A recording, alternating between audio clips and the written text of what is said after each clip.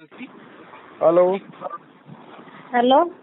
हाँ जी। मोहन दास भैया बोल रहे हो? जी बहन। अरे क्या हमको थोड़ा सा ऐसी बात का प्रेशर का कोई समाधान पूछना था, इसीलिए आपको परेशान किए हैं। जी बहन बोलिए। आप है तो मेरे भाई जैसे हो, मगर क्या करें, पूछना पड़ता है। ये भक्ति मार्ग में है, इसीलिए क्या कर, मैं खाली नाम में ही ले रखी हूँ, इसीलिए वो औरतें 5 दिन तक वो क्या आप जानते हो किसी के भगवान के वहाँ नहीं चढ़ सकते हैं। तो अब कैसे क्या करूँ? दीपक करना है, आरती सुनना है, तो क्या करें? कौन से भगवान के नहीं चढ़ सकते? नहीं, जैसे अपना हिंदू धर्म में कोई भी भगवान से अपन 5 दिन तक औरतें अछूत रहती है, तो वो छू नहीं सकती है ना। तो अभी यहाँ भी मैं ही नाम ले रखी हूँ, तो कैसे दीपक करें, क्या आरती सुनूं, मंत्र ऐसा। अच्छा अच्छा अच्छा। नाम कब लिया था बहन? अभी मेरे को 1 ही महीना हुआ था। देखिए बहन, ऐसा है, हम जो भक्ति कर रहे हैं वो परमपिता परमेश्वर कबीर साहिब जी की सत भक्ति है। और गुरुदेव ने बताया कि माता बहनें जो 4 या 5 दिन जो महामारी के जो समय से गुजरती है ना, तो परमात्मा ने बताया कि इस भक्ति मार्ग में ऐसा कुछ भी नहीं है। हमने बिल्कुल सोचना, मन में विचार भी नहीं लाना है। ये तो जो पाखंडी लोग थे, जिनको धर्म का ज्ञान नहीं था, जिनको शास्त्रों का ज्ञान नहीं था, उन्होंने अपनी धारणा से औरतों को महामारी के समय मतलब भक्ति भाव से, पूजा पाठ से वो खाना नहीं बना सकती, उस चीज को नहीं छू सकती, अपनी अज्ञानता के चलते उन्होंने समाज पे फालतू की परंपरा थोप रखी है।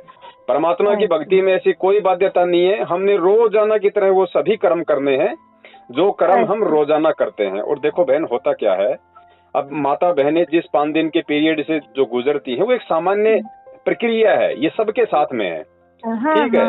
अब देखिए, मान लीजिए मैं हूँ, अब मुझे मान लीजिए अब सर्दियां स्टार्ट हो गई, तो सर्दियों में अमूमन हर आदमी को खांसी जुकाम हो जाती है।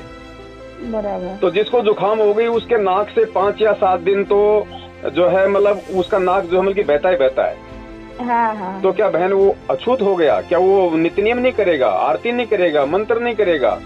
तो इसी प्रकार हमारी मेरा मन घबरा रहा है कि क्या करूं, दीपक कोई करने वाला है नहीं है, हमारे पति देव है तो वो खाने पीने वाले हैं, तो क्या करें। इसीलिए मैं बोली, इसीलिए सुबह से मन घबरा रहा, 2-3 बार आपको फोन लगाने की ट्राई की थी। देखो बहन, गुरुजी ने बताया कि ये एक प्राकृतिक प्रक्रिया है। माता बहनों का जो रक्त स्राव होता है, ये एक प्राकृतिक प्रक्रिया है। भक्ति मार्ग से इसका कोई लेना देना नहीं है। हमने खाना भी खाना है, ज्योत बत्ती भी लगानी, मतलब हमारे मन में उस चीज को लेके किसी प्रकार का कोई विचार आना ही नहीं चाहिए। दास ये कहना चाहता है। बराबर। तो वो उनके सामने जाके प्रार्थना लगा सकते हैं, दंडम प्रणाम कर सकते हैं, वो कुछ करना है बहन। जैसे आप उन दिनों के अलावा जिस तरह से आप परमात्मा की भक्ति करती हैं, अपने दैनिक जीवन के काम करती हैं ना, उसी तरीके से आपने सारे काम करने हैं। आपने मन में विचार भी नहीं लेके आना, क्योंकि ये तो पहले अज्ञानियों के द्वारा समाज को भ्रमित किया गया था, जिस कारण से थोड़ी बहुत इस तरह की शंकाएं मन में जो है आ जाती हैं। लेकिन अब हमने इन शंकाओं का ज्ञान आधार से बिल्कुल भ्रम करना है। ऐसी कोई बाध्यता नहीं है।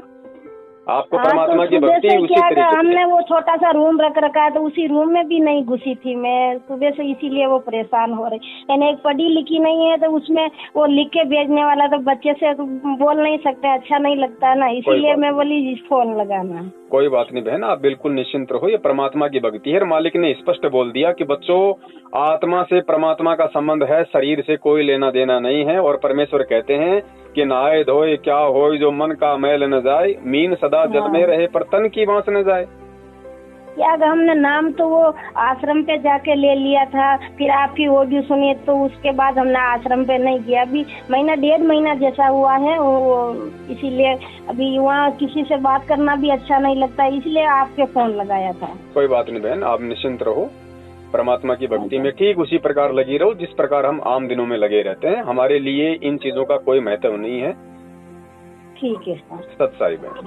सत साई।